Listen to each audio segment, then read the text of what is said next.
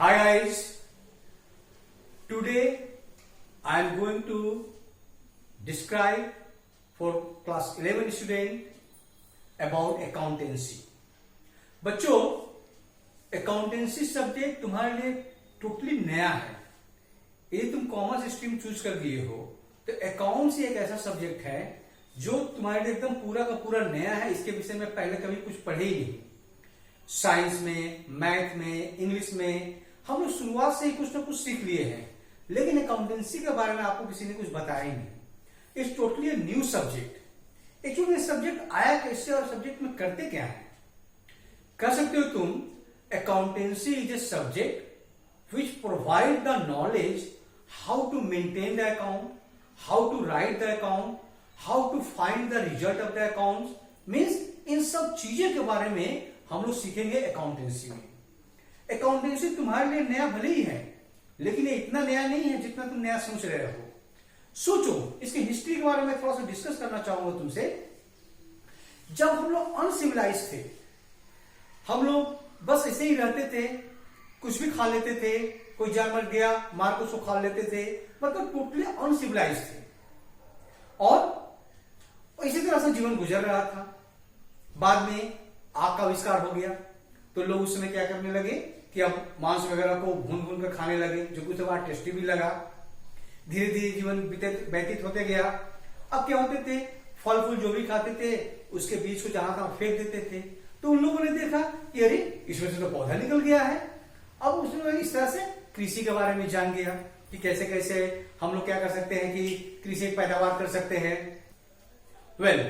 तो इस तरह से उन लोगों ने कृषि के बारे में जान लिया। अब लोग आसपास में रहने लगे, अब लोग मिलजुल कर रहने लगे और इस तरह से समाज का भी गठन हो गया।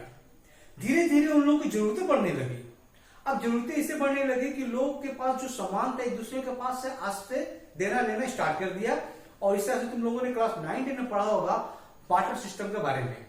Barter system was the system when they are exchanging for the product to product. Product to product को एक्सचेंज करने का जो सिस्टम था उसको हम लोग करते थे बार्टर सिस्टम। तो बार्टर सिस्टम में क्या होता था, किसी के पास गेहूं है और किसी के पास मान लो कोई बार्बर है, तो बार्बर के पास गया, उससे अपना बाल कटाया, उसके बदले उसे गेहूं दे दिया। इस तरह से जो डायरेक्ट एक्सचेंज होते थे तो बार्टर सिस्टम में चलते थे। धीरे धीरे बार्टर सिस्टम में मुश्किल आना स्टार्ट हो गया। जबकि मुझे जरूरत है किसी और चीज का, लेकिन उसको मेरे सामान की जरूरत नहीं है, तो इस तरह से प्रॉब्लम आना स्टार्ट हो गया। और उसी समय एक नया चीज इंट्रोड्यूस हुआ, इन द सेंस में आया, that is called money. Money is not like this what you are finding the currency today. Money का मतलब कभी ये भूल नहीं करना है कि जो भी हम लोग नोट देखते हैं वही मनी है। No, money is the medium of exchange. और हर एक बार, हर एक काल में मीडियम ऑफ एक्सचेंज हमेशा बदलते रहा है। कभी वह तांबे का था, कभी सोने का सिक्का था, कभी लोहे का सिक्का था, कभी पत्थर से रहा होगा। तो इस तरह से मनी कुछ थे। अब उसी समय से क्या हुआ कि समाज का गठन हो गया और समाज में अलग अलग ढंग के लोग रहने लगे। कोई लोग कृषि करने लगे, कोई लोग औजार बनाने लगे, लोहा कहला गया, सब तो इस तरह से काम का बंटवारा हो गया। और उसमें से एक वर्ग ऐसा था जो कि अपना दुकान खोल लिया और बिजनेस करता था। मतलब लोगों का जो जरूरत का चीज है वो दुकान पर आता था और अपने मनी को देते थे और दुकान से सामान लेके जाते थे। लेकिन उसमें भी कुछ ऐसा हुआ कि भाई उसको खुद सामान खरीदना पड़ता था, खुद सामान बेचना पड़ता था। तो उन सब का हिसाब किताब रखना बहुत जरूरी था, कहीं पर लिख कर रखना बहुत जरूरी था।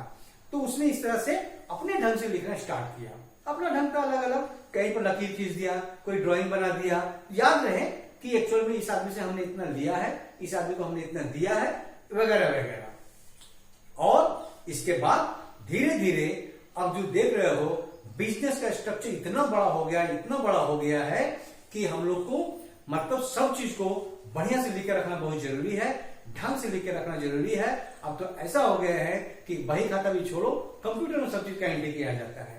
मतलब इतना साल मुझे यही कहना है, मुझे यही बताना चाह रहा था इस स्टोरी के माध्यम से कि this accountancy, that how do we write the things.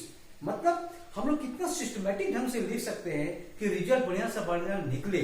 इसके लिए एक सब्जेक्ट का होना बहुत जरूरी है। यदि कोई मुझे सिखाए और इसका नॉलेज मिले तभी आप किसी चीज को बढ़िया से लिख सकते हैं। तो अब हमारे लिए जरूरी हो गया है कि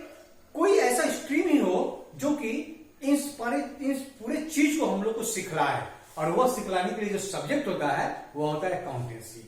मतलब accountancy is a separate subject which provide you the knowledge of how to maintain the accounts, how to write the account, कैसे हम लोग रिजल्ट निकालेंगे, इन सब पूरे चीज का जानकारी के लिए एक अलग सा सब्जेक्ट बनाया गया।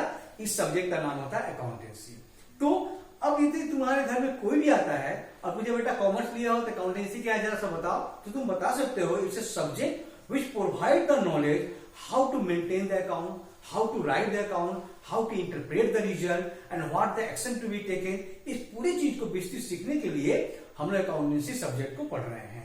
अभी आप आगे जाके देखेंगे अकाउंट्स के बहुत सा ब्रांचेस हो जाएंगे जो हम लोग बारी बारी से सीखेंगे। मैं अपने बारी बारी से वीडियो में डिस्कस करूंगा। तो इस वीडियो के मार्फत से मैं यही बताना चाह रहा था कि my dear student you must know कि तुम कोई सब्जेक्ट पढ़ो तो क्या है, इसका मतलब क्या होते हैं। अभी तुम क्लास 10 तुम पास कर लियो, कोई यदि तुमसे पूछता तो बेटा साइंस क्या होता है तो तुम्हारे माथा घूम जाएंगे कि भाई साइंस होता क्या है। तो इसीलिए मैं बताना जरूरी समझता हूं कि पहले आप जाने कि अकाउंट्स होता क्या है, तो आप किसी को भी शेयर से कर सकते हैं। तो मेरे वीडियो को आप लाइक करें, शेयर करें, कमेंट भी करें, अपने दोस्तों को बताएं और पूरा का पूरा हमसे नॉलेज लें। कोई भी डाउट हो तो अपना कमेंट में लिख सकते हैं, डायरेक्ट मेरा मोबाइल नंबर दिया हुआ है, इस पर आप कोई क्वेश्चन भी आप हमसे पूछ सकते हैं। मैं अपने नेक्स्ट वीडियो में अपने चैप्टर वाइज में आऊंगा और नेक्स्ट चैप्टर में सिखाने वाला आप लोग को अकाउंट में बहुत सा बेसिक टर्म्स होते हैं। मतलब इन सब टर्म्स का यदि नॉलेज रहे, जैसे कि assets, liability, capital, income, expenses, profit, gain, loss वगैरह वगैरह बहुत से इस तरह से टॉपिक्स है, मतलब डेफिनेशंस हैं। इन सब को हम बारी बारी से समझेंगे। यदि इन सब डेफिनेशंस को, इन सब बेसिक टर्म्स को आप बढ़िया से जानते हैं तो अकाउंट बनाना आपके लिए इंटरेस्टेड हो जाएगा। अकाउंट्स आप बढ़िया से बनाएंगे और अकाउंट में आपको बनाने का मन भी करेगा। So thank you guys. So next video, wait for the next video. In the next video I am going to give a lot to you all. Thank you very much.